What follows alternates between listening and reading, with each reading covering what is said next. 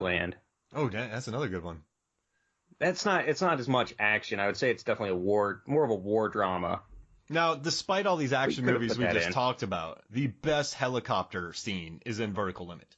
Yes, I think the only other helicopter scene that could ever rival what's in Vertical Limit is the helicopter scene from another mountain movie, Cliffhanger. Oh my gosh. You know what I love about that is, so we covered, that was one of our biggest episodes of last year. And what I love a lot about that is when John Lithgow says to Stallone, throw me the money. Stallone throws him the money, but he throws it into the helicopter blades and it goes everywhere. Yeah. John Lithgow goes, why? No! Like, he's legit heartbroken. So Stallone obviously lied to him, but he really took it personally. Like, why would you do this to me? He was so depressed. Yeah, I mean, you think about it, Stallone could have done anything with that movie if he just turned around and walked away. Yeah, Lithgow's not going to catch him. No, he's going to be stuck there. Everyone's going to be stuck on the mountainside. He could have walked away with Michael Rooker and his lady, and they could have lived happily ever after. Oh, Instead, he throws it into the blades. No!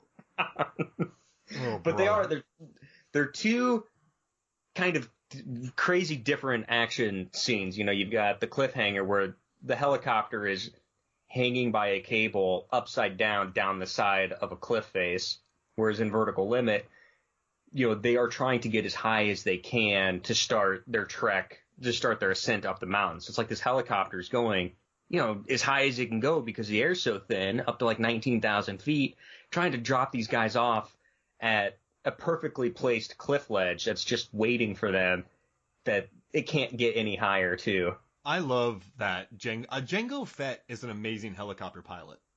Mm-hmm. I mean, well, I know his name is Tamora Oh my Morrison. gosh. That is the dude who plays Django. That's unreal. And he's Aquaman's dad. But he's an amazing pilot to do that. Now, I got to say something. Tom, you are on a helicopter rescue mission, right?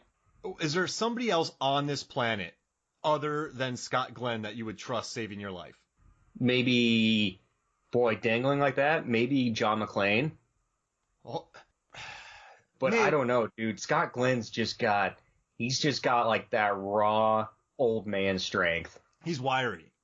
He is so wiry. He would just pick you up. In this movie, though, everything Scott He'd be Glenn... a hell of a field goal kicker if he had all of his toes.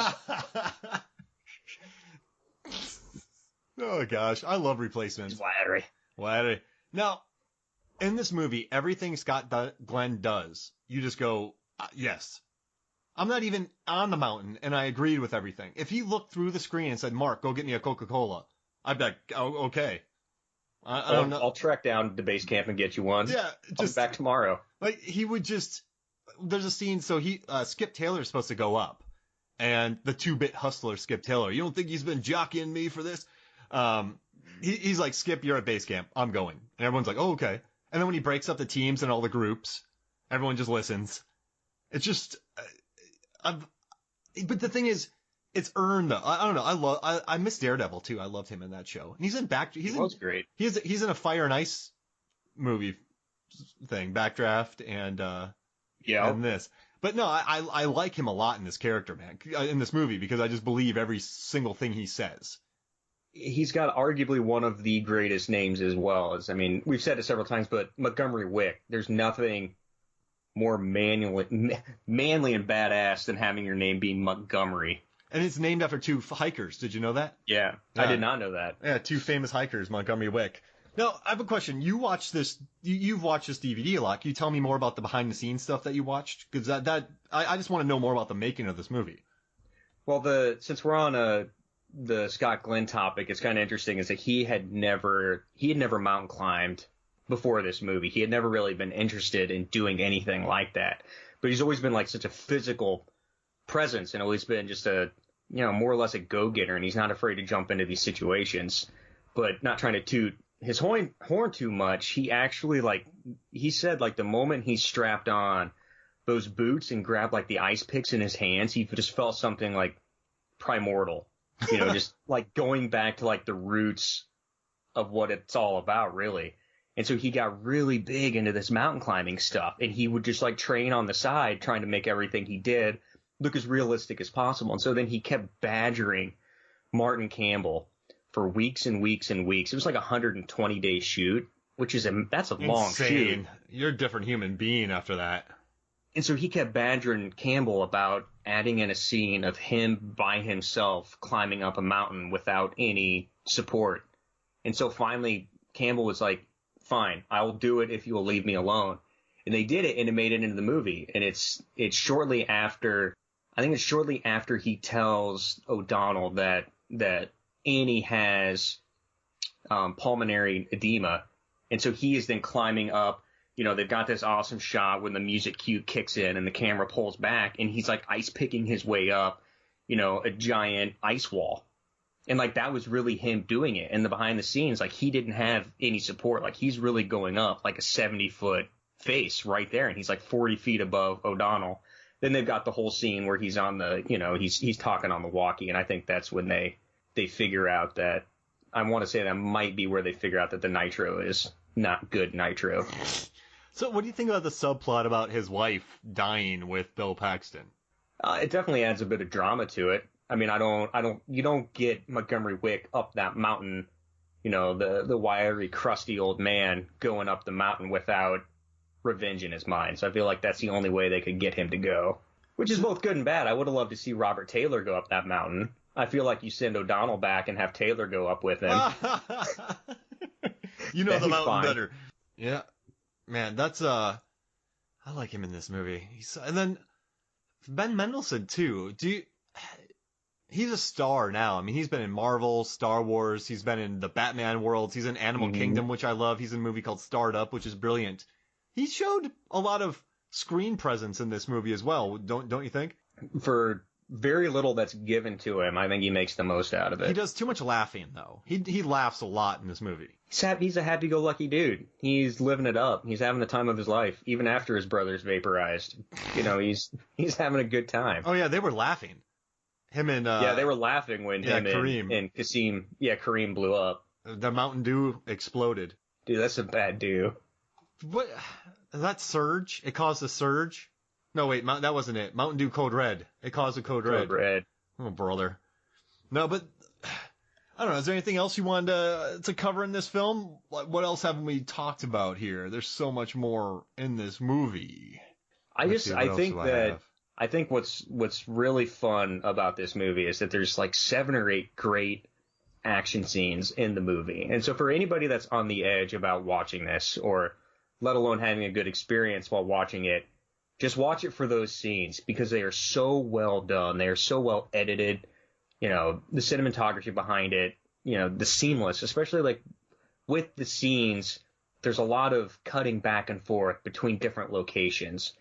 And so it's like when Monique and Cyril are having their moment hanging off the cliff face, and she's hanging by one hand with the ice pack and he's below her, and she's like swinging him back and forth. You know, they're cutting back and forth then with Annie, like trying to get that other pack from Kareem's brother that had died in the original Avalanche. And so it's like just the ability for these filmmakers to go back and forth between the scenes, and you're not getting lost or confused. I think is a real testament to it. So just slog through the story and get to the action scenes, because they're so worth it. We haven't even talked about Tooney and Bill Paxton in the crevasse, but there's not much to that. They're just looking for water and climbing around on stuff. Yeah, climbing around, trying to thaw water and drink it, and trying to decide when to kill off poor Tom and then when to take their decks and get on with it. And make a body explode through the ice. And also... That I don't understand. How'd they get that bag up through that ice? That was a yada moment. But I gotta... Now, did it make you feel a little bit dirty when Bill Paxton's like, you just gotta lift that skirt up and pull those panties down, right? Yes. He does that a lot. He says it in True Lies. Like, I feel like that's a line that Bill Paxton relies on a lot. That's his line. That's his go-to. And then that's his shtick. I also hated that no one cared about Kareem's cousin dying. So after everyone's dead, right? Or they think that they're dead. People are crying and everyone's cheering that 3 people survived. But then there's Kareem's cousin who's dead, who's an expert climber, and no one cared one bit about Kareem's cousin. I didn't like that. Yeah, poor Kareem, and even his cousin. They kind of got the shaft, and they really weren't remembered very well. And also Ben Mendelsohn hating on Kareem about praying. I was like, why is this scene necessary? Just they had to add to the chemistry between these two. And I guess That they became buds, right? Yeah, they had to butt heads a little bit. There had to be some friction there for them to become buddies in there before they die. Before the horribly. Before the Mountain Dew exploded them. Before Code Red. Oh, brother. That's why you don't drink Diet Dew. It's just cheap stuff. Yeah, stay away from that. Will make you explode your insides. No, man, this was fun. And I'm really glad that you recommended this because this is just a movie that, I mean, this was a big hit. 215 million worldwide. I mean, this is a movie. For what it is, it's big. Is there a better cable movie than this? Oh man, better cable movie? Like TNT, flip it on, it's on. You're probably going to keep it on. Man, I don't know. I haven't had cable for years, so I'm trying to think back to what just think about was like always on 2000s. TV. Like you're in college and there's a movie on TV. Like they're just going to leave vertical limit. I keep wanting to call this Event Horizon, which is weird, but you're going to want to leave vertical limit on. Yeah, you have to. Break your thumb. Don't push that button. Well, this is fun, man. Thanks for joining me, dude. What are we talking about next? Oh, we got a huge list. We can still go back to terminal velocity and drop zone. Oh yeah, let's do that. Cover the skydiving. Yeah, let's do that. We're talking about hot shots just before this. Do we want to do both of them together, terminal versus drop zone? I feel like you can. You can make it a skydiving event. All right, so let's do that, and then so we'll do terminal and drop zone, and then we'll figure it out from there. How's that sound? That sounds perfect. That was awesome. So for me, Mark Hoffmeyer, for Tom Mad Dog Tresmer, this is Movies, Films, and Flicks. We'll see you next week.